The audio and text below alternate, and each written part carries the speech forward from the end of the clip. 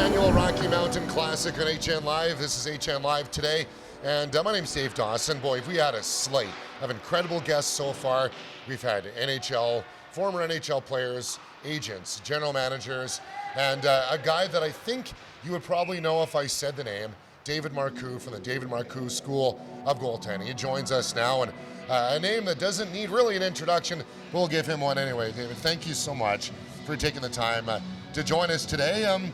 Yeah, I guess maybe for those who've never heard of you before, don't know about David Marcoux School of Goaltending, what's it all about? Well, thanks for having me. Obviously, it's a very good opportunity here. This great tournament, Rocky Mountain Classic. It's funny because my son played with the Calgary Royals back in the day, Adam Marcoux with the Royals, and they won the first edition of this tournament a few years ago. And so DMSG, David Marcoux School of Goaltending, we've been around here actually during my time with the Calgary Flames in the 2005 lockout year. We kind of started the program here, but I've been doing goalie coaching in Quebec for the most part, grew up there since age 22. So there's 35 plus years of goalie development, goalie training, and over the summertime, this past summer, we've had 5 weeks of goalie camps, coaching over 250 different goaltenders around the city in Western Canada. So it's a fun journey, and now my son is now taking over more and more and taking a larger role in this also. Well, and CIHA, a fairly new program as well, right here in this facility, and your son is a part of that as well. How special is that to be connected to that program? Yeah, it just made no sense to be in this cathedral and to not have a hockey program that was, a premier hockey program. And now, with the new team that we have since last year and winning also the Western Championships at the U17 Prep last year in Penticton, I mean, it's come a long way. But we have the right people involved. Obviously, spearheaded by Jay Beagle, winning the Stanley Cup with the Washington Capitals and all that. So there's good people. There's a good group of families too, and you consider the families also that are, they're buying into something with a lot of credibility, instant credibility, and that goes a long way also. Well, you talk about Stanley Cup champions, a guy. A couple of guys with the Vegas Golden Knights who went through your program, and you even got a shout out from Kelly Rudy on the national broadcast for that as well. Logan Thompson and Aiden Hill. What was that moment like for you? Well, you know what? You're part of a journey with the kids, and you have some younger kids that have passion, and it can go a long way when they're coachable and when they have passion. Guys like Aiden Hill or Logan Thompson or even Ty Young, played for the Prince George Cougars and now drafted by the Vancouver Canucks, and he's getting opportunities to experience what the pro hockey is all about with Thatcher Demko's injury that is lingering on here. So just to follow and to support them in their journey. We have a lot of knowledge throughout all those years and a lot of experience, and obviously to have coached with the Calgary Flames with Mika Kiprasov, or with the Carolina Hurricanes with Cam Ward, also from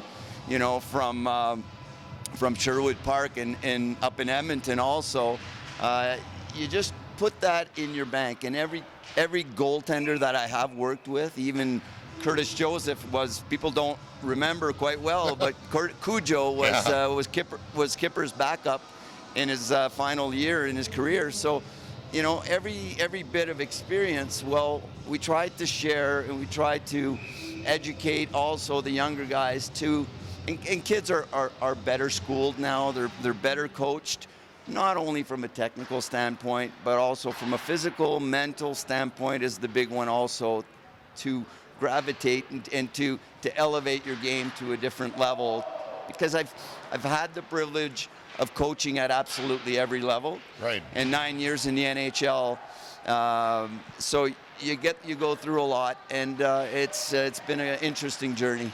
How has you talk about the names that you've coached and a tremendous list, and there's probably so many more that maybe people aren't aware of.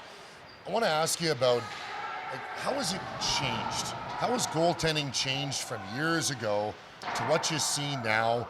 Because I often hear this: goalies are more athletic. It's harder to score. Scorers are better. Like, how has goaltending and coaching them changed? Well, that's a really good question, because you just you consider just from a media standpoint and social media and things that young goaltenders are able to see now, are able to view through Instagram and all the social media stuff, the videos, and they come with the knowledge already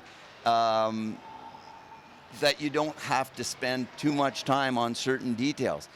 My biggest thing is we just need to be careful with the injury factor. You look at NHL goalies that are going hard into post and training every day so hard.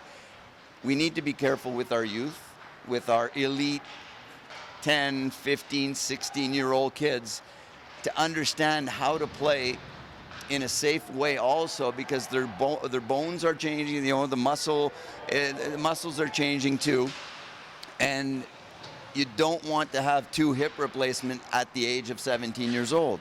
So just to be careful and to be cognizant of that, to have a lot of other people around, quality people that are structuring their complete development. There's a process to becoming an elite pro goalie, and to go slowly, but also to not just focus on the technical and the work ethic and all that. Those are great things, but it has come a long way for sure.